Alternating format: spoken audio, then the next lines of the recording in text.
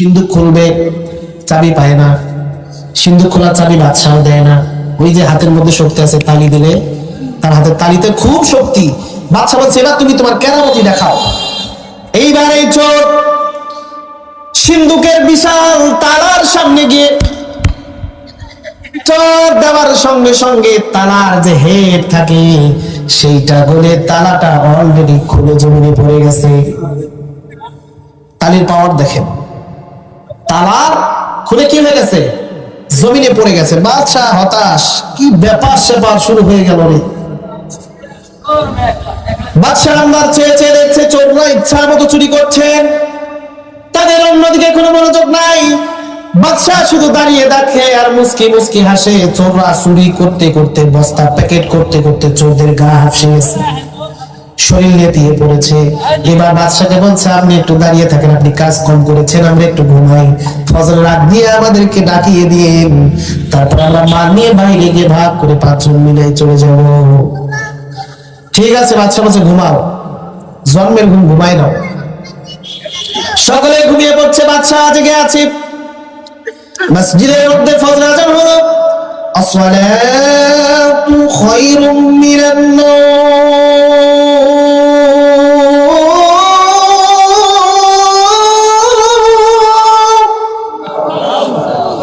মসজিদের ভিতরে আযান হয়েছে, ঘুমের চেয়ে নামাজ ভালো। বাদশা মুসলমান না হিন্দু, ইমানদার না বেঈমান?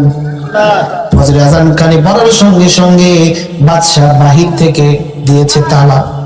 যে তালিবাড়ি খুলবে, সামনে থেকে খুলতে পারে, পিছন থেকে খোলার সামর্থ্য তার। বড় তালা মারছে।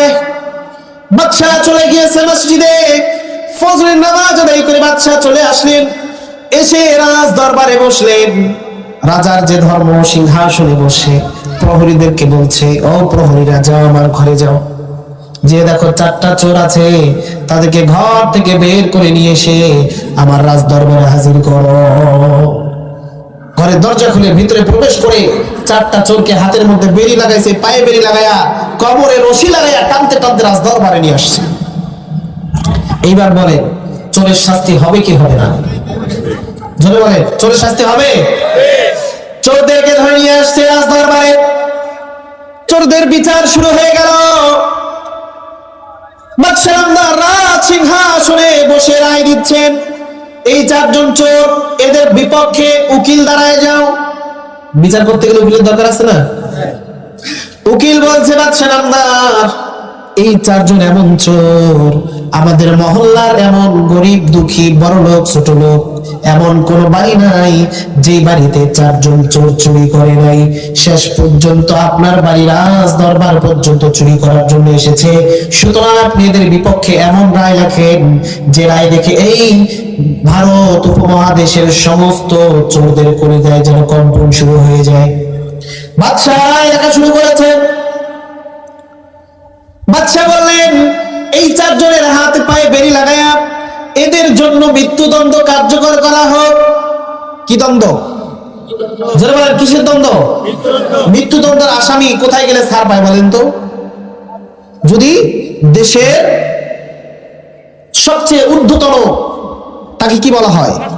রাষ্ট্রপতি। রাষ্ট্রপতির কাছে গিয়ে যদি মাপ চায়, মাপ পাওয়া যায়। কিন্তু বিগত দিনে রাষ্ট্রপতির কাছে মাপ চেয়ে অনেকে মাপ পায়নি। ঠিক কিনা বলেন? যারা বলেন ঠিক কিনা? রাজনীতি আমি করবো না, রাজনীতির গন্ধ খুঁজেন না। যদিও এই সূরাটা আল্লাহর পক্ষ থেকে রাজনীতিরই একটি সূরা। আপনার নাম শুনে বুঝেন নাই রাজত্ব? জি, কিন্তু আমি রাজনীতি করবো না। আল্লাহর বান্দা সুলতান মাহমুদ গজনবী রাহমাতুল্লাহি আলাইহি তিনি রায় লিখছেন, শেষে তার সাইনটা শুধু বাকি আছে, সাইন করবেন। ওই যে রাত্রিবেলা একটা চোর আছে, রাত্রে যাকে দেখে দিনের বেলায় সুন্দরভাবে তার স্মৃতিটা তার স্মৃতিপটে ভেসে ওঠে, আর বলতে পারে রাত্রিবেলা সে তার সঙ্গে ছিল। এইবার ওই ব্যক্তিরা মাথায় এভাবে হাত দিয়ে রাখতেছেন, বাদশাহ রায় সিগনেচার করে দিবেন। ইন্টার হাত তুলছে, বাদশাহ দাঁড়ায় যাও, ও বাদশাহ দাঁড়ায় যাও, রায় লেখার আগে আমার 2টি কথা আপনার কাছে আছে। বাদশাহ বলতেছে, কি বলতে চাও বলো। ও বাদশাহ, আমরা তো রাত্রে চুরি করেছি 5 জন, কিন্তু এখন ফাঁসি রায় হচ্ছে 4 জন। কয়জন? ও বাদশাহ, 5 জন চুরি করেছি, 5 জনেরই ফাঁসি রায় হবে, আমাদের রায় আমরা মারি না। বাদশাহ কি বলতে চাও?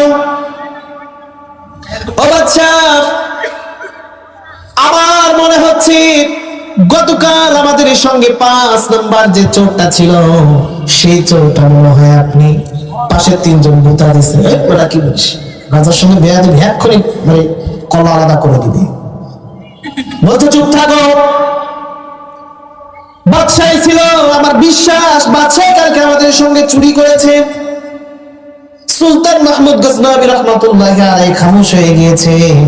নেই পরিমাণ বাদশাহ, আল্লাহর বাদশাহ খামোশ, তার মুখে কোনো শব্দ নাই। বলছে বাদশাহ, চোর বলতেছে বাদশাহ, গতকাল পর্যন্ত তো চুরি করা পর্যন্ত আপনি আমাদের বন্ধু ছিলেন, কিন্তু এখন যখন রায় ঘোষণা হচ্ছে আমাদের বিপক্ষে চলে গেলেন, এইটা তো ইনসাফকার কাজ হলো না। যদি ফাঁসির রায় হয় তাহলে আপনি আমাদের বন্ধু হওয়ার কারণে আপনাদের রায় হবে, আর যদি ফাঁসির রায় না হয় তাহলে আমাদেরও আপনি বেকসুর খালাস দিয়ে দিবেন। এবার বল বাদশা কি করবে?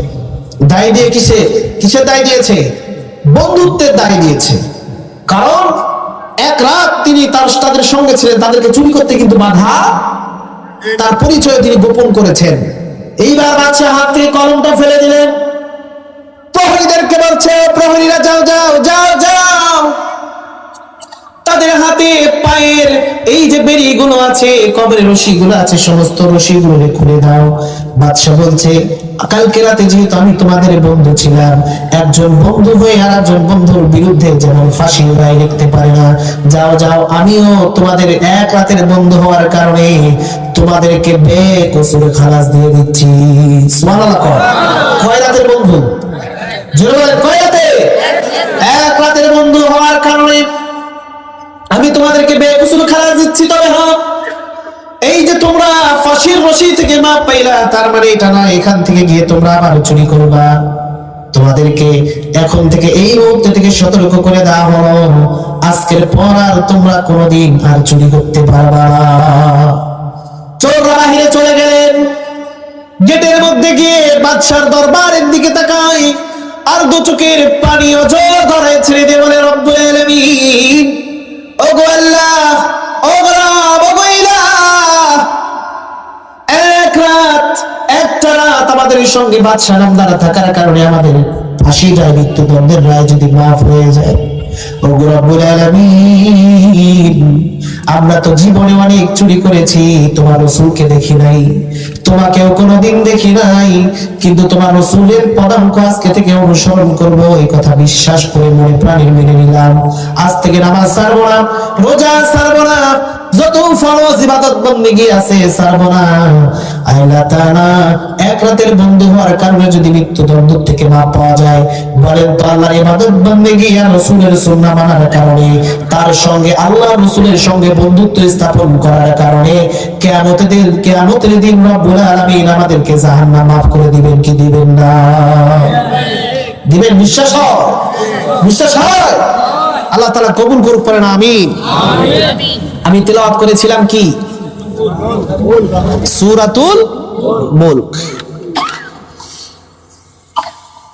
ওই আলোচনায় পড়ে যাচ্ছি আল্লাহ রাব্বুল আলামিনের সম্পর্কে পবিত্র কালামুল্লাহ সূরাতুল আল ইমরান 3 নম্বর সূরা, এর 4 নম্বর পারায় 185 নম্বর আয়াতের মধ্যে রব্বুল আলামিন বান্দাদেরকে জানিয়ে দিলেন, ওয়া ইন্নামা তুওয়াফাউনা উজুরাকুম ইয়াওমাল কিয়ামাহ فمن زحزح عن النار وأدخل الجنة فقد فاز وما الحياة الدنيا إلا متاع الغرور. الله أكبر.